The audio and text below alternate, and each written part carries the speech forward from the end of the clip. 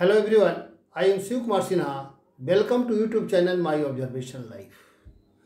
Discussion on Indian politics की श्रृंखला में आज भाग 7 प्रस्तुत कर रहे हैं और भाग 7वां का जो फोकस का बिंदु रहेगा वह सत्ता भोगी वर्ग और जन जागरूक वर्ग की राजनीति। भारत में सत्ता भोगी वर्ग और जन जागरूक वर्ग की राजनीति क्या है या किस तरह आज़ादी के बाद इन दोनों वर्ग की राजनीति चली। कहा जाए सत्ता भोगी वर्ग कांग्रेस को रिप्रेजेंट करता है और जन जागरूक वर्ग विरोधी दल की राजनीति को रिप्रेजेंट करता है। आज़ादी से नेहरू और शास्त्री जी के काल तक राजनीति की एक स्थिति रही और इंदिरा गांधी के बाद कांग्रेस की राजनीतिक की स्थिति में कुछ तब्दीली आया। उसी तरह यह सत्तारूढ़ दल की बात हो गई। विरोधी दल की राजनीति आज़ादी से लेकर इंदिरा गांधी के पूर्व तक विरोधी दल की राजनीति की प्रकृति एक तरह की रही और वहाँ के बाद उसकी प्रकृति दूसरी तरह की रही। यह ब्रॉडली जो है डिमार्केशंस है, मेरा अपना विश्लेषण के आधार पर हम कह रहे हैं। भारत जब आज़ाद हुआ तो आम लोगों का यह सोच था कि कांग्रेस के नेतृत्व में भारत आज़ाद हुआ है और हम प्रजातंत्र अपनाए हैं, इसलिए हम कांग्रेस को समर्थन देकर अभी हमें देश का निर्माण करना है।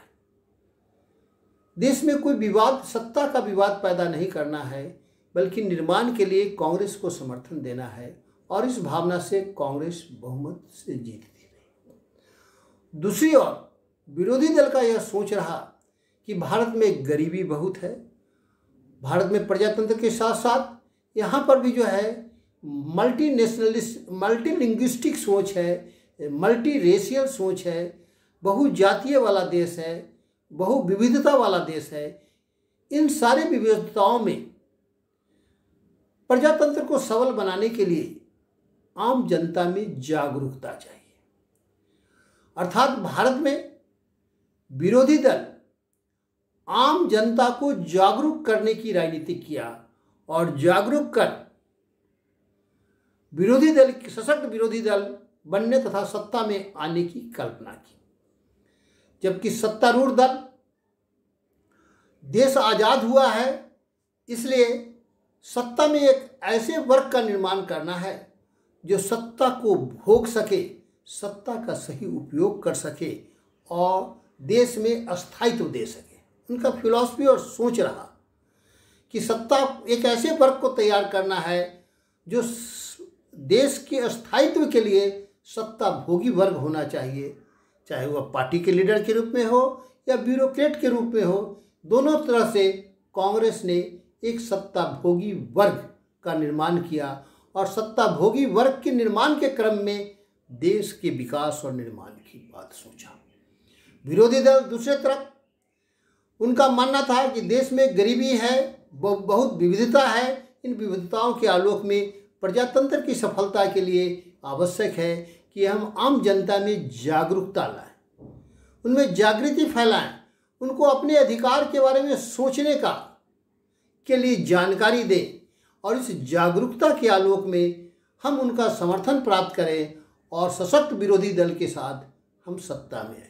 दोनों अपने अपने लक्ष्य के लिए कार्य करते रहे। कहा जाए नेहरू और शास्त्री जी की अवधि तक कांग्रेस पूरी तरह एक सत्ता भोगी वर्ग के निर्माण में लगा रहा और निर्माण किया भी और उसकी भागीदारी उसमें दिया। कांग्रेस का सोच था कि एक संवैधानिक तरीके से जिस वर्ग को आरक्षण दिया गया है, सुरक्षा दी गई है, उसके अतिरिक्त समाज के जो जागरूक वर्ग हैं, उन जागरूक वर्ग को लेकर के हम एक सत्ता भोगी वर्ग बनाएं। संवैधानिक संरक्षित वर्ग जिसमें शेड्यूल्ड कास्ट के लोग हैं उनको और संविधान में देश में पूर्व से जो जागरूक लोग हैं उनको मिला करके हम देश में शासन चलाएं और सत्ताभोगी वर्ग बनाएं। इस टारगेट में करीब करीब वह सफल रहा। दूसरी ओर विरोधी दल का लक्ष्य था कि हम आम जनता में जागरूकता लाएं, उनमें जागृति लाएं, उनको अपने अधिकार के बारे में, कर्तव्य के बारे में समझाएं, देश के बारे में समझाएं।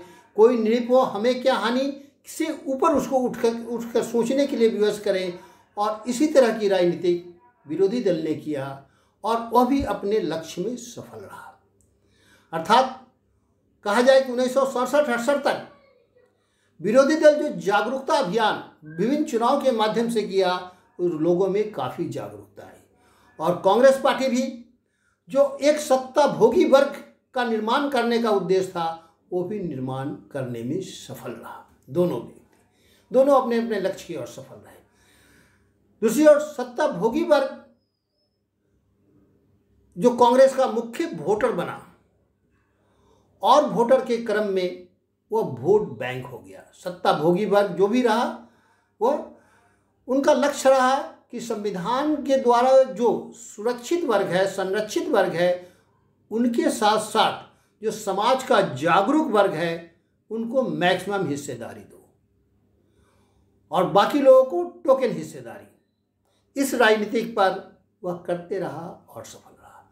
विरोधी दल आम लोगों में जो बहुमत में बहुत बड़ी संख्या थी, उनमें जागरण लाया, उनके अधिकार का, चाहे कम्युनिस्ट पार्टी हो या अन्य विरोधी दल हो, सभी का उद्देश्य जागरण फैलाना था, वो भी किया। इस जागृति के क्रम में विरोधी दल की अधिकांश पार्टी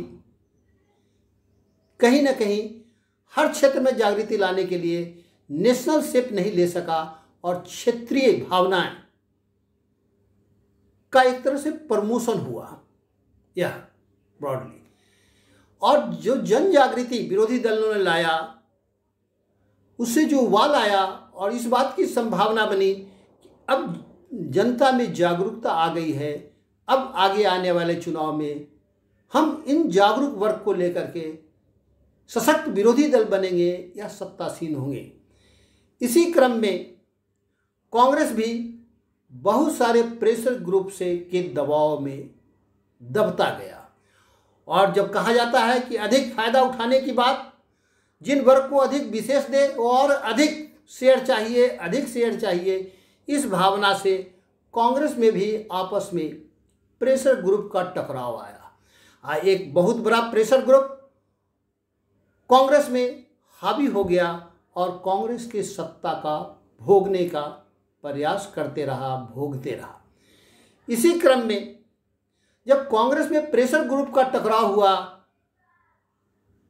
तो श्रीमती इंदिरा गांधी ने कांग्रेस में एक स्प्लिट कराया और जो प्रेशर ग्रुप जो मैक्सिमम शेयर लेकर सत्ता पर आसीन था और उनकी मिनिमम क्षमता थी, कम क्षमता, अल्प क्षमता के बाद अधिक शेयर लेकर आसीन था, उसको कांग्रेस से बाहर कर दिया और कम संख्या में के साथ जो विरोधी दलों ने आम समाज में जागरूकता फैलाया था, उस जागरूक वर्ग के आम मतदाताओं को अपने पक्ष में कर लिया। अर्थात विरोधी दल के नेताओं ने जो जागृति लोगों में लाया था, वह उनके सारे समर्थक कांग्रेस में स्प्लिट के बाद श्रीमती गांधी के साथ चली गई और विरोधी दल में सिर्फ नेता रह गए। जो एक बहुत बड़ा वर्ग विरोधी दल ने आम जनता में जागृति लाकर बनाया था, वो सारे वर्ग कांग्रेस में स्प्लिट के बाद श्रीमती गांधी के साथ चले गए। और जो प्रेशर ग्रुप में जो एक बहुत बड़ा वेस्टेड इंटरेस्ट का ग्रुप था, प्रेशर ग्रुप, वह जो निजी कप्पा, मुरारजी देसाई आदि के नेतृत्व में कांग्रेस वो बन करके बाहर निकला और कांग्रेस स्प्लिट के कारण श्रीमती गांधी एक सशक्त नेता के रूप में उभरी। और यह सशक्त नेता में समर्थक जो वर्ग कहा जाए कि विरोधी दल ने आम जनता में जो जागृति लाया था, उस सारे जागरूक वर्ग श्रीमती गांधी के साथ चले गए। विरोधी दल में सिर्फ नेता बच गए और कांग्रेस के जो प्रेशर ग्रुप था, जो कहा जाए सत्ता भोगी वर्ग था, उसको सत्ता से बाहर कर दिया गया। कांग्रेस के श्रीमती गांधी की इस स्प्लिट पॉलिटिक्स की सफलता से एक तरफ विरोधी दल जहां हतप्रभ हो गया, वहीं सत्तारूढ़ सत्ता भोगने वाले लोग भी सत्ता से बाहर हो गए। यह भारत की राजनीति का एक टर्निंग पॉइंट था कि श्रीमती गांधी ने गरीबी हटाओ का नारा देकर, बैंकों का राष्ट्रीयकरण करके, प्रेमी पर्स को समाप्त कर, अन्य कल्याणकारी योजनाओं को लाकर, राष्ट्रपति के चुनाव में बीबी गिरी को लाकर, ट्रेड यूनियन के नेता को लाकर, और जो भूमिका निभाई और उस भूमिका में वो सफल रही, जिसके कारण विरोधी दल के जो वर्षों का प्रयास था, 1950 से लेकर के अभी तक 69 के पूर्व तक का प्रयास था, उनके सारी फसल को श्रीमती गांधी ने काट लिया समर्थन लेकर के, और अपने अंदर जो उन पर दबाव था कांग्रेस का, उसको बाहर निकाल करके सत्ता से बाहर कर दिया। इस क्रम में कांग्रेस ओ के रूप में जो बाहर आया और कांग्रेस आई के रूप में जो श्रीमती गांधी रही, कांग्रेस ओ के रूप और जो विरोधी दल के नेता, जिनके जनता तो कांग्रेस के इंदिरा गांधी के साथ चली गई थी, ये दोनों में पुनः साठगांठ हुआ और इन दोनों ने पूरे देश में एक तरह से संगठित आंदोलन चलाया। श्रीमती गांधी के विरुद्ध पूरे देश में संगठित आंदोलन चलाया। आंदोलन के क्रम में कहा जाए इंदिरा गांधी को केस में उलझाने का भी प्रयास किया गया, जो इलाहाबाद कोर्ट का निर्णय जो भी आया हो, और फिर जो है उसके बाद बहुत सारे ट्रेड यूनियन का हड़ताल हुआ, रेलवे का हड़ताल हुआ और देश में मूवमेंट चलाया। इस मूवमेंट में जयप्रकाश नारायण भी आगे आए और बिहार में उन्होंने आह्वान किया, तुम मुझे, छात्रों को आह्वान किया, तुम मुझे 1 वर्ष का समय दो और मैं तुझे सुनहरा भारत दूंगा। तुम मुझे 1 वर्ष का समय दो और मैं तुझे सुनहरा भविष्य दूंगा, सुनहरा देश दूंगा। इस नारा के बाद उन्होंने संपूर्ण क्रांति का आह्वान किया और छात्रों से 1 वर्ष का समय मांगा और पूरे बिहार में आंदोलन चला। गुजरात में भी छात्र आंदोलन चला। देश में कहा जाए कि रेलवे का स्ट्राइक हुआ, ट्रेड यूनियन का स्ट्राइक हुआ। देश में, संपूर्ण देश में आंदोलन के दौर से गुजर रहा था। इस आंदोलन के कहा जाए कि प्रभाव को कम करने के लिए फिर श्रीमती गांधी को कुछ आगे बढ़ना पड़ा और आगे बढ़ने के क्रम में लॉ एंड ऑर्डर को दुरुस्त करने के नाम पर उन्होंने बहुत जल्दीबाजी से जो निर्णय लिया वह इंटरनल इमरजेंसी का था। और इंटरनल इमरजेंसी के पूर्व ही सभी नेताएं जो कांग्रेस की सफलता, श्रीमती गांधी की सफलता से हतप्रभ थे, उनके सारे समर्थक, विरोधी दल के सारे मतदाता कांग्रेस में शिफ्ट कर गया था। खाली नेता बाहर बच गए थे और कांग्रेस ओ के रूप में जो मोरारजी देसाई वगैरह के नेतृत्व में बाहर आए थे, ये दोनों मिलकर देश में व्यापक आंदोलन चला। इस व्यापक आंदोलन के क्रम में जयप्रकाश बाबू की भूमिका स्पष्ट हो गई, गुजरात के छात्र आंदोलन की भूमिका हो गई, कहीं कहीं लॉ एंड ऑर्डर के नाम पर लाठियां भी चली, गोली भी चली। बिहार में बिहार लेनिन कहे जाने वाले श्री जगदेव प्रसाद को भी गोली लगी, इसी जयप्रकाश मूवमेंट के क्रम में ही। इसके कई प्रतिकार हुए, बहुत सारे अलग अलग क्षेत्रों में बात हुई। इसी क्रम में देश की ऐसी स्थिति बनी कि श्रीमती गांधी का कठोर सोच ने देश में इंटरनल इमरजेंसी लाया। इंटरनल इमरजेंसी के कारण सभी नेताओं को जेल में बंद कर दिया गया और जेल में बंद रहने के क्रम में कहा जाए कि सभी नेताओं में एक सोच आया।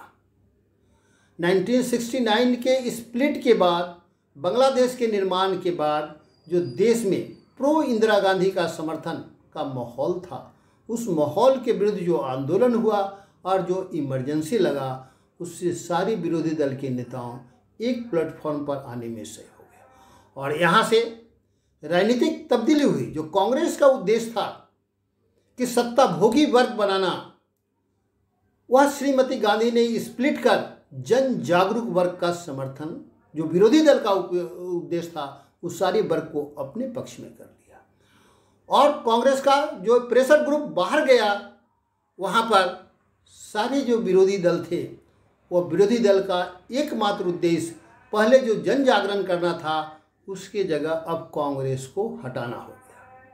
शिफ्ट किया। 1969 के बाद राजनीतिक शिफ्ट, एक और सत्ता भोगी वर्ग बनाने का जो कांग्रेस का उद्देश्य था और विरोधी दल का जन जागरण करने का, वहाँ पर पॉलिटिक्स चेंज किया। श्रीमती गांधी ने उस जन जागरूक वर्ग को अपने पक्ष में कर लिया और उसके नेता और कांग्रेस के जो प्रेशर ग्रुप थे, इन लोगों ने अपना पॉलिटिक्स एकमात्र कांग्रेस को हटाना बना लिया।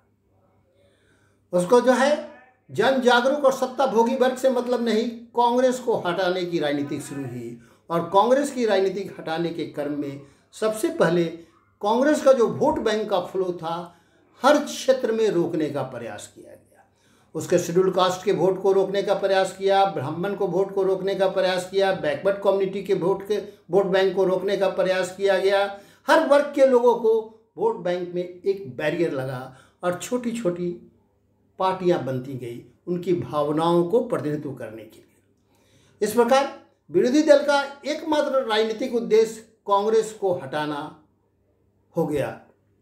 और इस क्रम में जो आंदोलन हुआ, इसमें जो इंटरनल इमरजेंसी लगी और सारे नेताओं जो जेल में गए, वह एक ऐसा प्लेटफॉर्म तैयार किया जहां से सभी नेताएं एक मंच पर आ गए।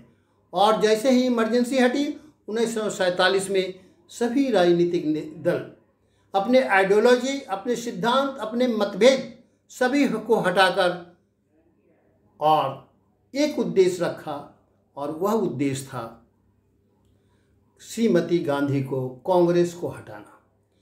इस क्रम में दो बात की चर्चा करना चाहेंगे। जब देश में पूरा आंदोलन चल रहा था तो देश के अंदर 2-3 पॉजिटिव निर्णय लिए गए, या कहा जाए निर्णय लिए गए, वो जो विवाद का है। एक था कि संविधान में 42वां संशोधन लाया गया, जो बहुत बड़ा संशोधन था, जिसमें सेकुलर शब्द संविधान में जोड़ा गया और बहुत सी, जिसके विरोध में विरोधी दल ने पूरे देश में धरना प्रदर्शन और आंदोलन किया। दूसरा था जनसंख्या नियंत्रण कार्यक्रम, जिसके विरुद्ध, जिसका इम्प्लीमेंटेशन सही ढंग से नहीं हुआ, जिसलिए जनता में बहुत विरोध है। तीसरा जो है 20 सूत्री का आर्थिक पॉलिसी का डिक्लेरेशन किया गया और हर स्तर पर 20 सूत्री समिति का गठन किया गया। पंचायत पर, प्रखंड पर, अनुमंडल में, जिला में, प्रमंडल में, सभी विभाग के निदेशालय में, सभी विभाग के अंदर और पूरे राज्य केंद्र में भी सभी मंत्रालय और राज्य स्तर पर 20 सूत्री समिति का गठन किया गया। और इस गठन में योजनाओं का इम्प्लीमेंटेशन का रेगुलर रिव्यू किया गया। इसमें सरकारी पक्ष के लोग रहते थे, साथ ही साथ 20 सूत्री समिति में नॉमिनेटेड कांग्रेस के वर्कर को डाला गया।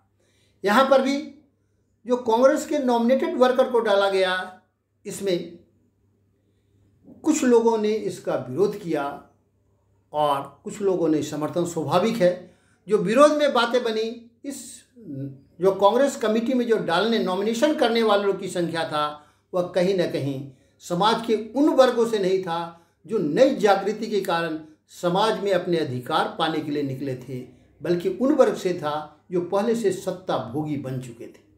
परिणामतः 20 सूत्री समिति का भी विरोध होते रहा और सारी विरोधी दलों ने 20 सूत्री का विरोध किया और 42वां संशोधन का। लेकिन इमरजेंसी के बाद जब चुनाव हुआ और विरोधी दल एक प्लेटफॉर्म पर जनता पार्टी के रूप में आए और भारी मतों से जीते, तब विरोधी दल ने उस 42वां संशोधन को रद्द नहीं किया, बल्कि संशोधन किया। उस 20 सूत्री समिति को भंग नहीं किया, बल्कि कुछ परिवर्तन के साथ जारी रखा। अतः कांग्रेस की नीति बरकरार रही और इन नेताओं की दूरदर्शिता की कमी बस पुनः कांग्रेस सत्ता में बैक हो गई। क्योंकि इस विरोधी दल जो सभी आइडियोलॉजी को छोड़कर कांग्रेस को हटाने के लिए खड़ा हुए थे, उनका आइडियोलॉजिकल कॉन्फ्लिक्ट और पर्सनालिटी कल्ट का कॉन्फ्लिक्ट जारी रहा। इसलिए जनता पार्टी में फूट हो गया और पुनः कांग्रेस आ गई। इस तरह अब तक का जो राजनीतिक सत्ता भोगी वर्ग और जन जागरूक वर्ग के बीच था, इन दोनों के बीच काफ़ी घालमेल की स्थिति रही और दोनों इंटरलिंक्ड होते गया। और इस क्रम में भारत की राजनीति का नए सिरे से अब पदार्पण हुआ और वहाँ के बाद जो राजनीतिक चला उसमें कांग्रेस और विरोधी दल समय समय पर क्षेत्रीय पार्टी का महत्व रहा और साथ ही साथ एक नेशनल पार्टी आया जो बीजेपी के रूप में उभरा और जो अभी सत्तासीन है। और कांग्रेस जो सत्ता भोगी वर्ग को लेकर चल रहा था आज भी उसी सत्ता भोगी वर्ग के भरोसे रह गया और आम जनता का समर्थन नहीं ले सका। अर्थात जो कांग्रेस का उद्देश्य था कि मैक्सिमम शेयर टोकन कैपेबिलिटी वालों को देना, मिनिमम कैपेबिलिटी वालों को मैक्सिमम शेयर देना, उसी प्रेशर ग्रुप पर चलते रहा। जबकि जनता में आवाज़ आने लगी कि नहीं, प्रोपोर्शनेट शेयर चाहिए। अगर कांग्रेस आज प्रोपोर्शनेट शेयर देते रहता तो यह नेहरू और शास्त्री के कांग्रेस के विशाल जो अम्ब्रेला था उसमें परिवर्तन नहीं होता। यह प्रेशर ग्रुप की पॉलिटिक्स और कहा जाए जन जागरण की पॉलिटिक्स का भारत के राजनीतिक का यही मूवमेंट रहा है आज़ादी से अभी तक का। इसी क्रम में आज जो स्थिति है उसमें राष्ट्रीय भावना आया और बहुत सारे फैक्ट है जो हम डिफरेंट एंगल से विश्लेषण करेंगे। आज हमारा सिंपल कंसंट्रेशन था कि कांग्रेस एक सत्ता भोगी वर्ग की पॉलिसी को लेकर चला और विरोधी जन जागरण की पॉलिटिक्स को लेकर भारत की राजनीति में प्रवेश किया और आगे बढ़ा। 1969 के स्प्लिट के साथ कांग्रेस की इस नीति में तब्दीली हुई। तब तक कांग्रेस में एक प्रेशर ग्रुप बना। बाद में भी जो विरोधी दल का उद्देश्य हो गया कि सारी आइडियोलॉजी को त्याग कर कांग्रेस को हटाना और कांग्रेस का उद्देश्य हो गया आत्मरक्षा करना, बिना प्रोपोर्शनेट शेयर दिए हुए आत्मरक्षा करना। इसके कारण कांग्रेस की स्थिति आज बद से बदतर होती जा रही है। इसमें पुनः भारत की राजनीति के संदर्भ में सभी जागरूक वर्ग को चिंतन करने के लिए जो हम अपनी बात को विश्लेषण को आज़ादी से ले तक अभी तक भारत की राजनीतिक यात्रा सत्ता भोगी वर्ग और जन जागरूक वर्ग के बीच कन्फ्लिक्ट की संदर्भ में मैं अपना प्रेजेंटेशन आज यहीं समाप्त कर रहा हूँ। अगर यह मेरा विश्लेषण प्रेजेंटेशन अच्छा लगता है तो इसे लाइक करें, शेयर करें, सब्सक्राइब करें। अगले दिन फिर हम भारत की राजनीति में एक नया जो ट्रेंड डेवलप कर रहा है उस पर चर्चा करेंगे। और मेरे अनुसार यह नया ट्रेंड है। अभी तक हम कॉन्स्टिट्यूशनल फेडरलिज्म की बात कर रहे थे, अब इलेक्टोरल फेडरलिज्म की बात करेंगे कि भारत की राजनीति में इलेक्टोरल फेडरलिज्म किस तरह विकसित हो रहा है, इसके संदर्भ में हम चर्चा करेंगे। धन्यवाद।